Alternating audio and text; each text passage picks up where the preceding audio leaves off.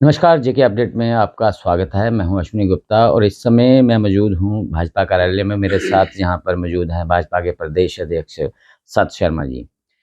सत जी, इस समय भाजपा के संगठनात्मक चुनावों की लेकर जो गतिविधियां काफ़ी तेज हैं, जो पेरेंट्स बॉडी में अभी हाल ही में आपने ने जो हैं प्रवक्ता है उनको भी नामित किया है। संगठन की जो गतिविधियां चल रही हैं उस बारे में थोड़ा-सा बताएँ। ऐसा है कि हर 6 वर्ष के अंतराल के बाद पार्टी के संगठनात्मक चुनाव होते हैं। उसी संगठन पर्व के अंतर्गत हालाँकि हमारी मेंबरशिप जो थी वो लेट शुरू हुई थी, हमारे असेंबली के चुनाव थे। पूरे भारतवर्ष में इसकी शुरुआत सितंबर में हुई थी और हम लोगों ने इसकी शुरुआत जो है वो नवंबर में चुनावों के बाद जो थी वो की थी। उसी के अंतर्गत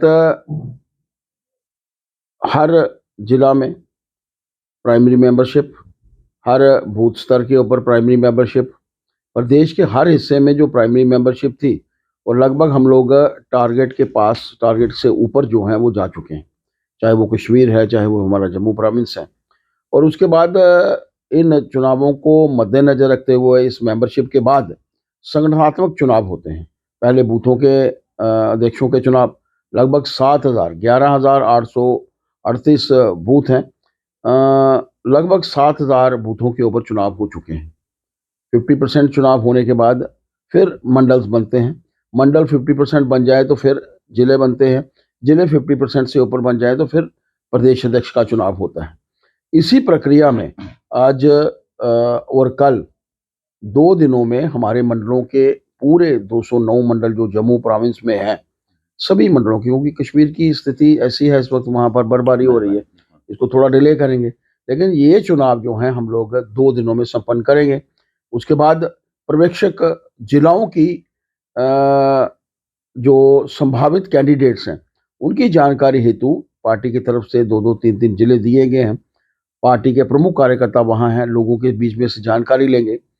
भारतीय जनता पार्टी को क्यों हम लोग पार्टी विद डिफरेंस कहते हैं? कारण ये है कि हम लोग जो प्रक्रिया हम लोग पूरे भारतवर्ष में चाहते हैं, वैसी प्रक्रिया हमारे पार्टी में भी हो, इसके लिए हमारे कार्यकर्ता जो हैं, लोगों के बीच में हैं। संभावित कैंडिडेटों के ऊपर चर्चा होगी, पैनल पार्टी के पास आएगा, कोर ग्रुप में डिस्कशन के बाद केंद्र में जाकर वहाँ से फाइनल होके जिला अध्यक्ष बनेंगे और इस वक़्त बाद में इन्हीं जिला अध्यक्षों के माध्यम से प्रदेश का चुनाव और उसके बाद राष्ट्रीय अध्यक्ष जी का चुनाव। जिला अध्यक्षों की आपने बात की, तो उनका चुनाव कब तक होने की संभावना है? ऐसा है कि 14, 15, 16 संभावित डेट्स मैं कह सकता हूँ। जनवरी की या फरवरी की? जनवरी की। जनवरी हम की। लोग इसी महीने में सभी चुनाव जो है वो संपन्न करेंगे। 2-3 दिन में इनकी रिपोर्टिंग आ जाएगी, 9 तक इनकी रिपोर्टिंग आ जाएगी। उसके बाद चर्चा जो पार्टी की तरफ से केंद्र में नाम जाएँगे और या मान लीजिए कि हम लोग लोहड़ी के आस-पास, लोहड़ी के बाद मकर संक्रांति को या उसके 1 दिन के बाद ये 13, 14, 15 को ये चुनाव भी जो है वो संपन्न हो जाएँगे। कल जम्मू रेल डिवीज़न का उद्घाटन किया प्रधानमंत्री ने और वहाँ पर सीएम उमर अब्दुल्ला भी आए थे। उन्होंने एक बात वहाँ पर कही, हालाँकि ऐसी चिंता जो थी लोगों के मन में थी, लेकिन उन्होंने एश्योर किया, उन्होंने कहा है कि कश्मीर घाटी तक ट्रेन जाने से जम्मू को कोई नुकसान नहीं होने दिया जाएगा। आप क्या मानते हैं इस बारे में? ऐसा है कि डेवलपमेंट फेजेज़ में जब होती है और ये डेवलपमेंट का फेजेज़ है, इससे पहले हम लोग जानते हैं 70s में रेल जो थी मात्र पठानकोट तक आती थी, वहाँ भी बिज़नेस था। आज भी अगर आप पठानकोट में जाएँगे तो बिज़नेस 100 टाइम्स मल्टीप्लाई हुआ है। ऐसे ही आप सोचिए कि हमारे यहाँ पर लोग कई ऐसे क्षेत्र हैं, जहाँ पर टूरिज़्म स्पॉट्स हैं, वहाँ पर लोग सिर्फ़ एज़ ए टूरिस्ट जाते हैं। यहाँ पर जिसको वैष्णो माता जी के दर्शन के लिए जाना होगा, वो वैष्णो माता के दर्शन के लिए आएगा। जिसको यहाँ पर मानसर झील देखनी है, वो जम्मू में आएगा। जिसको बाबे वाली माता के दर्शन करने हैं, वो यहाँ पर आएगा। और जिस तरीके से टूरिज़्म स्पॉट्स को माननीय हमारे एलजी साहब के एडमिनिस्ट्रेशन के समय में डेवलप किया गया है, इसके चलते एक बहुत अच्छा वातावरण जम्मू के लिए है। ये हो सकता है कुछ लोग सीधे जाएँ, सीधे वापस आ जाएँ, लेकिन जिस गति से यात्रा बढ़ रही है, उस गति से मेरा ये मानना है कि लोग पत्नीटॉप भी जाएँगे, वहाँ की ठंड का भी जो है वो एन्जॉयमेंट करेंगे। जम्मू में भी आएंगे। वहाँ पर जैसे मैंने जो टूरिज्म स्पॉट्स के बारे में कहा है, या हमारे धार्मिक स्थल हैं, खास तौर पर जो मंदिरों का निर्माण पिछले दिनों में हुआ है, हम सब जानते हैं। लोग वहाँ जाएंगे, वहाँ दर्शन भी करेंगे और जम्मू में रहने का जो है वो फ़ायदा भी लेंगे और टूरिस्ट स्पॉट्स में भी जो है वो विजिट करेंगे। सर जी, जो विकास परियोजनाएं चल रही हैं वहाँ पर विरोध लोगों द्वारा भी करना शुरू किया गया है। जैसा हाल ही में कटरा में विरोध किया गया रोपवे का, कितना जायज़ ये विरोध है? ऐसा है कि आम जनता की बातों को भी सुनना, उनको ध्यान में लाना, धार्मिक आस्था का भी यहाँ प्रश्न होता है, उसको भी सरकार के माध्यम से ध्यान में लाना चाहिए। एलजी साहब का मैं बहुत आभार प्रकट करना चाहता हूँ। रोपवे बनने से यात्रा में भी बढ़ावा होगा और वहाँ पर ऐसे लोग जो पैदल नहीं चल सकते या हेलीकॉप्टर अफोर्ड नहीं कर सकते उनको फ़ायदा भी होगा। डेवलपमेंट के लिए किसी तरीके से कोई फ़ायदा नहीं था।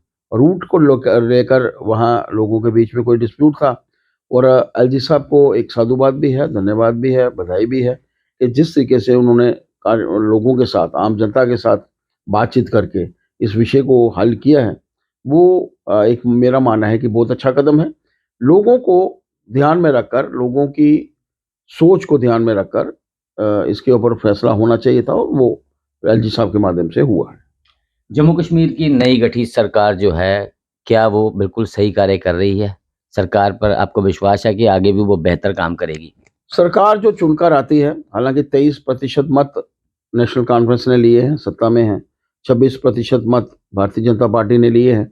मात्र 62 सीटें लड़कर हम लोग सत्ता से बाहर हैं, एक विपक्ष के रूप में, एक कंस्ट्रक्टिव विपक्ष और एक सशक्त विपक्ष के रूप में। सरकार जो चुनकर आती है उसको काम करना चाहिए, इसमें कोई दो राय नहीं। लेकिन कुछ परिस्थितियां अलग सी दिखी जो पहले ही दिन लोग चुनकर जब आते हैं, लोग किस लिए वोट देते हैं? लोग पार्टी की सोच के साथ, विचारधारा के साथ तो मुत्फिक होते हैं, सहमत होते हैं, वोट देते हैं, लेकिन वो लेते हैं समस्याओं को लेकर।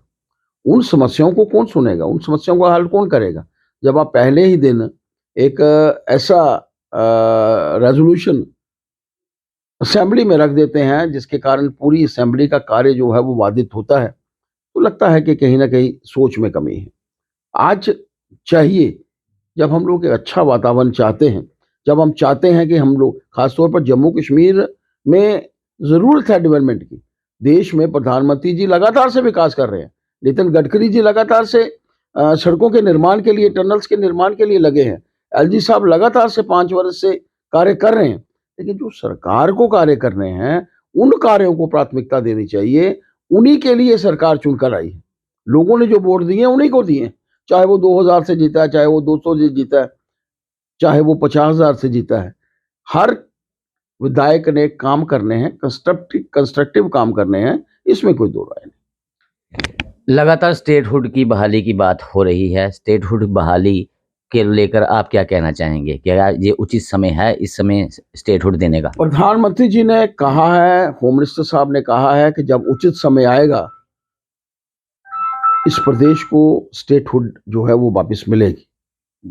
तो क्या गलत है? लेट ऑफ टाइम कम, और अच्छा समय आएगा, जरूर आएगा, और तब हमें स्टेटहुड मिलेगी। पर हमें उससे पहले इस प्रदेश के हित के बारे में सोचना है। इस देश से संबंधित हम लोग हैं, इस देश के हित के बारे में सोचना है। आम जनता की दुख तकलीफें कैसे दूर हों, इस विषय को लेकर हम लोगों को काम करना है। हमारी प्राथमिकता ये होनी चाहिए। स्टेटहुड तो देश के प्रधानमंत्री जी ने देनी है, होम मिनिस्टर साहब ने देनी है। उन्होंने जब कहा है, तय किया है, तो वो देंगे। बहुत बहुत शुक्रिया हमसे बात करने के लिए। तो ये थे भाजपा के प्रदेश अध्यक्ष सत शर्मा जी, जिन्होंने कहा है कि स्टेटहुड की उचित समय पर जो है बहाली वो होकर रहेगी, और जैसा कि प्रधानमंत्री और गृह मंत्री ने आश्वस्त किया है, लोगों को उनका अधिकार मिलकर रहेगा। फिलहाल मुझे अश्विनी गुप्ता को कैमरामैन आदित्य के साथ दे इजाजत। आप जुड़े रहें जेके अपडेट के साथ।